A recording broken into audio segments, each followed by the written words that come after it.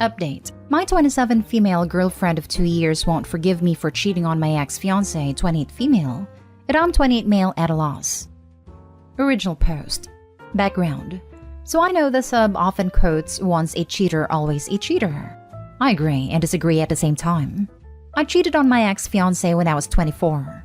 I had recently found out after my mother passed that she was not actually my mother, but my grandmother. My junkie sister who overdosed when I was 15 was actually my bio-mom. My fiancé at the time, Alma, told me that I needed to get over it because there was nothing I could do. She stopped wanting to talk to me, even if it was about her day, and I felt emasculated constantly. She refused to be intimate for months at a time, and I withdrew. We both stopped trying, but neither of us were ready to let go, as we were high school sweethearts and were afraid of being without each other. Long story short, I had a one-night stand. In the moment, it felt nice that someone was interested in my day, in me, and found me attractive. And then it felt like someone dropped a boulder on me. I told Alma immediately the day after, and we split up. I am by no means proud of myself for cheating. I felt sick to my stomach looking at myself and took a year to reevaluate my life. I moved apartments, hit the gym, ate better, tried Buddhism, and now I feel better. Alma and I even got together after the year to talk things out. She apologized for pulling away and I apologized for cheating. We forgive each other. We'll never be great friends again, but I feel better knowing that we won't cringe when we see the other person. I met my now girlfriend, Sasha, at a mutual friend's party. I got her number and we really hit it off. When we broached the conversation about past relationships, I told her what happened between me and Alma. I told her that if she had any questions or if this made her feel uncomfortable, then to let me know. She seemed fairly understanding, though she had never cheated or been cheated on, and we continued to have a wonderful relationship. We moved in together in November. Now, about the end of February, she started to become increasingly curious about the cheating. She asked me if the one-night stand that I ever talked after, if she knew I had a fiancé, if Alma wanted to try and work things out, or if I ever tried to get with other women in relationships, etc. I answered her honestly to all. I let her know that if she's concerned that I'm going to cheat again, I'll keep my electronics and such open to her. Things seemed to be alright for a bit, until I noticed that Sasha was compulsively going through my electronics. She didn't ask me any more questions regarding my infidelity, but just became very jealous and controlling. For example, 3 weeks ago I had to take my computer to the shop because it had been acting buggy. Come to find out that a keylogger of some sort had been installed in my computer. I brought this up to Sasha, and she asked why I took my computer in, that it worked fine for her, and that maybe it downloaded when I went into some adult site. Another example would be Alma messaging me on Facebook last week, wondering why I sent her and another girl from high school text messages. I had no idea what she was talking about, and she sent me screen caps from a cell phone number that's obviously mine. The texts weren't inappropriate, but obviously out of place. They just tried to strike up a conversation, but were obviously not done in my tone. Again, I asked Sasha, and she seemed genuinely clueless and baffled. I checked my online account, and it confirmed that the messages were sent from my phone. Yesterday, Sasha and I went out to celebrate her friend Danielle's promotion. When Sasha went to the bathroom, Danielle brought up cheating. She told me about his ex that cheated on her all the time and cheated in all of his relationships. Once a cheater, you know. I told her that for some people that's true, but I think once a cheater should be reflective of the relationship that someone cheated in. I always know Alma will see me as a cheater. I can't take that away, but I never want to cheat again. I never want to step into a relationship and be treated like a cheater. I explained this to Danielle without referencing my past infidelity. She laughed and told me I deluded myself, and that Sasha better keep her eye on me. Sasha came back and I excused myself and told Sasha I felt sick and wanted to go home. She wanted to stay and I said I could just Uber. So I Ubered home and watched some Netflix.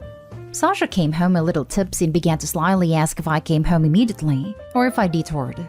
I asked her why she was being so distrustful, as I felt I kept communications open to her and have not given her a reason to not believe me. She went silent, then excused herself to go to bed. When I joined her, she was on her laptop and slammed it shut when I entered the room. Today, I'm fuming. I've done everything I feel I can to help alleviate any worries of cheating. I've done my best to be a better person than who I once was. I'm at a loss and don't know if this is a normal reaction when you date someone who once cheated.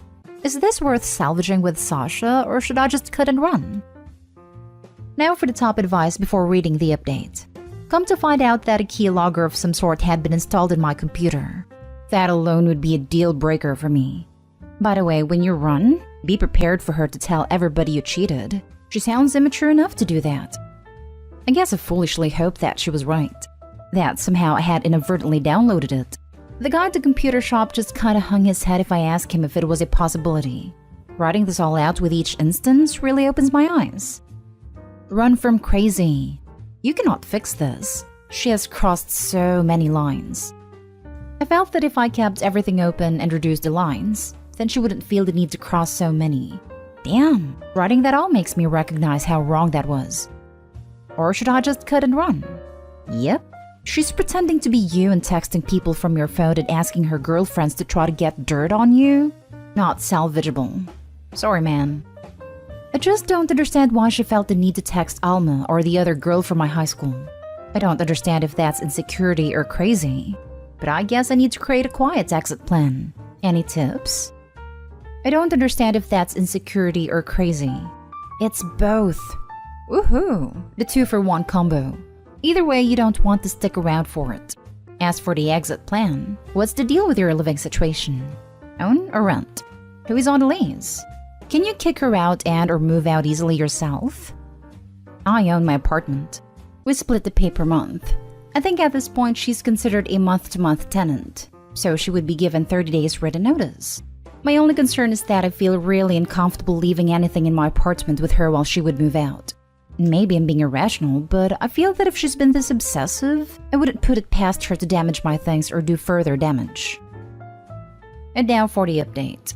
So I'm just going to sum things up because there's a lot of details, and it's great for long stories with friends. Maybe not here. Sasha told me she was going to visit her mother because there was a health emergency last week. I took her to the airport and immediately moved all essentials out of my place to a storage locker not far from it. I had my computer and phone scrubbed off key loggers and trackers. There were several in each. A good friend of mine offered me a spare room until a month is up as I had to leave a 30-day written notice for Sasha in the apartment. I decided it would be best to wait until she got home to let her know we broke up, to not distract her from her family. But the day before Sasha was supposed to fly back, I received an eerie Facebook message from Alma. Apparently for the past couple days, her home had been messed with. Someone left gates open, tore through screen doors, broke a couple pots in yard, and she felt like she was being watched. She asked if there was any chance that I or Sasha was behind all of this. It pained me to say it, but part of me thought Sasha or Danielle might be, as I had no idea where Alma currently lived. I informed her about the key logger, the trackers, and other issues. Alma asked what kind of car I drove, as she had noticed the same car driving by several times, and was now parked at the end of her block. It was not Sasha's vehicle or mine, so I assumed Danielle might be stalking Alma on Sasha's behalf while she was gone. Alma asked if I would come deal with us as she was very upset to be involved involuntarily in this issue, and to at least provide company so she wouldn't be home alone. She gave me her address and off I went. Come to find out, Sasha never boarded the plane. She bought a ticket and turned around as soon as I did. She rented a car and went to stalk Alma, probably in hopes to catch me going back to Alma, which in her eyes happened as soon as I showed up to Alma's place. I arrived and Sasha came bulldozing out of her rented car towards me. She kept screaming at me for cheating on her, that she knew I'd run back to that S-word, that the second she was gone, I couldn't keep my prick in my pants. Alma came out of her house at the sound of the screams and Sasha tried to sprint at her.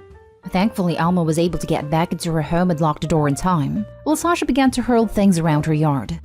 The police arrived and took everyone aside for statements. Alma showed pictures of prior damage, photos of the car parked at the end of the block, Facebook messages between me and her, and I did the same. Surprisingly, it seemed that Sasha didn't deny any of it. She even admitted to stalking Alma's Facebook enough to determine where she lived based on photos. The worst moment was when they put Sasha in the police car. She looked me dead in the eyes and told me that what she did it for me and our love together. We will be together, she swears. The police officer apologized and said I should start looking into a restraining order race-up. So that's what I've been doing this week. I think I want to be single for some time now. That is so unsettling. I'm glad you and Alma are safe. You should talk to her about also looking into getting a restraining order for herself against Sasha. I'm not sure what Alma's plans are right now, but we're both refraining from further contact from each other. She's removed herself from Facebook, and that's all I know. Can you ask the officers you spoke to if they could bring it up with her?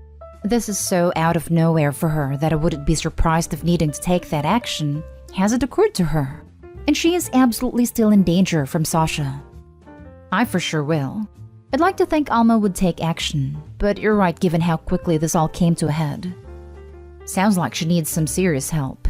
I think you and Alma both need to look into home security systems. Way ahead of you. I've never been so scared of someone much tinier than me, but I feel awful that she followed Alma. Dude, wow. Tell Alma to get some security cameras. If she's this cuckoo, this won't be the last you hear from her. Now for the last story.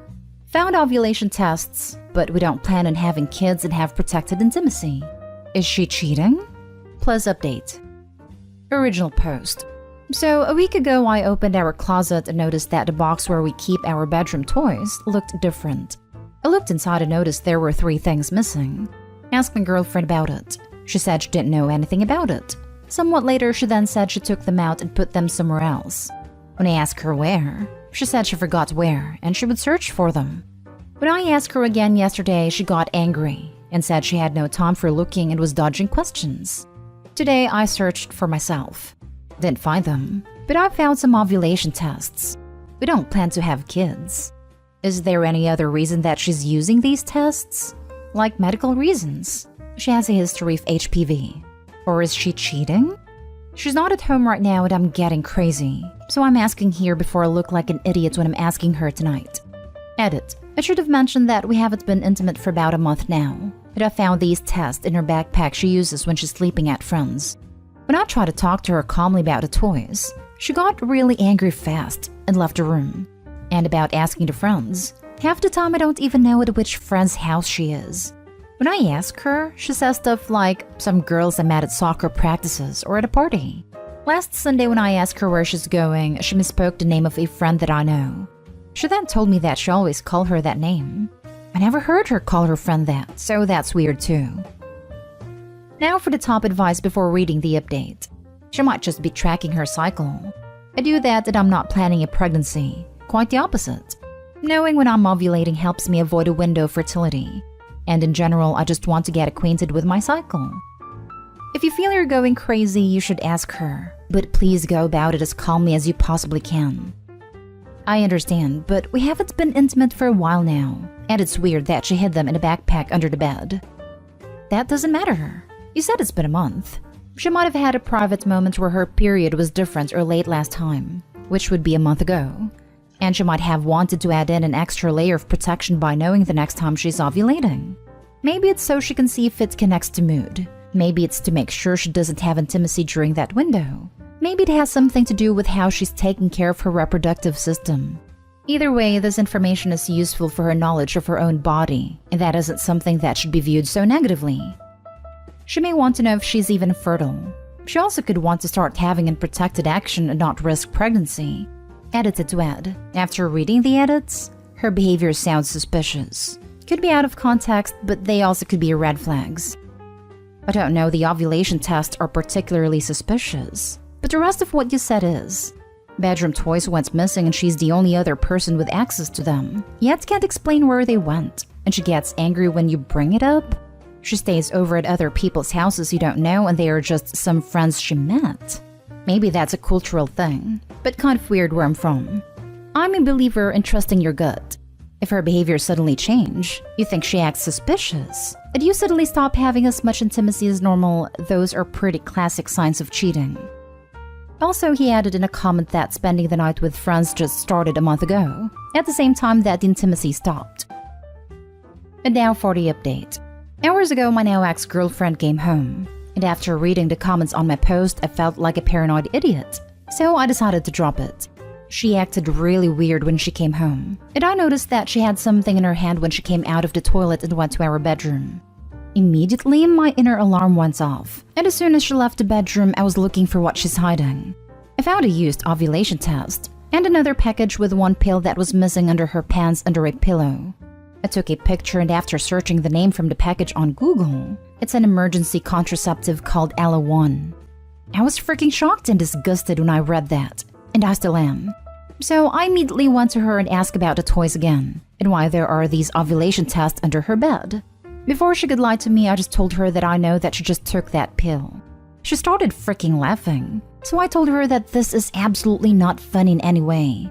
She told me to leave her alone, but I was so mad that I just asked her the same freaking questions until she started crying. She accused me of hacking her phone, that I was spying on her, that I'm the bad one, until she finally told me the truth. About a month ago, she messaged one of her coaches on Instagram because of some sport lotion and where to get it and all. They exchanged numbers, kept chatting, and started to meet. So the sleepovers were indeed them hooking up. When I asked about the toys, she just said that I would know where they are, and she had a test because they did it without protection. She now wants me to leave the apartment and told me that she already had legal advice weeks ago and that I have 1 month to leave because I'm just a subtenant. Knowing that she already planned this makes me so incredibly sick. She's gone now, and I feel like I'm dead. I'm not sad or angry. I just feel nothing right now. 5 years wasted for nothing. How can someone be this freaking cold? I just don't understand. We moved about 2 years ago to a different city because she wanted to study here. I don't have friends here where I can live until I find something. I don't have a family and 1 month to find a home in one of the busiest cities in Germany. I never thought that I'd get cheated on. I'm not perfect, but I don't think that I deserve this. She's a different person to me, and it makes me crazy. I'm writing this and hoping it helps me see clearer. It feels like a dream. And for all the people who read this have similar suspicions, don't ask the sub for advice. The comments made me almost drop this matter. Trust your gut and don't rely on people who don't know the full picture or are biased. Because in hindsight, there were so many red flags, but I was just too dumb to see it. I don't care if I misspelled something. I just want to give an update and maybe clear my head a little. I'm going for a walk now and hope that tomorrow will look different.